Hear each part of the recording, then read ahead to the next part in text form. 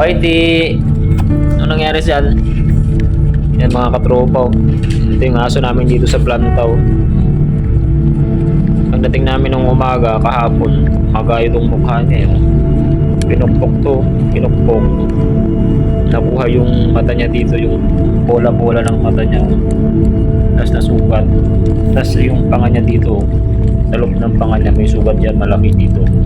Pakita mo, pakita mo. Yan, may sugat yan dito mga katropa sa loob yan. Yan, may sugat siya doon. Doon sa loob.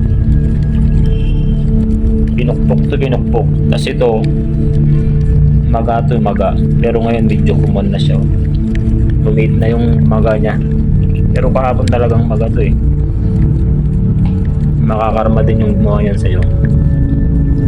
Walang puso. Pumukpok sa'yo yan.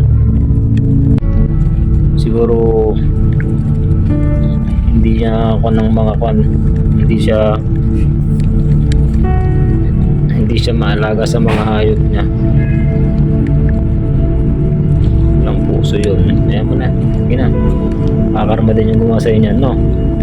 Huwag kasing labas na. Dito ka lang sa loob. Ngawa naman si Whitey. Hindi tuloy siya makamulat to. Hindi niya maidilat yung mata niya kasi nga may sugat. Yung bola-bola ng mata niya. Yun, nagmumuta na nga eh. Ngawa naman si Whitey. Yan na. So, medyo lumit na yung maga. Kahapon to sobrang maga to eh. Yun, lumit na. Sige na. Yan mo na yan. Nakakarma din yung gumawa sa'yo niyan. Ngawa naman si Whitey.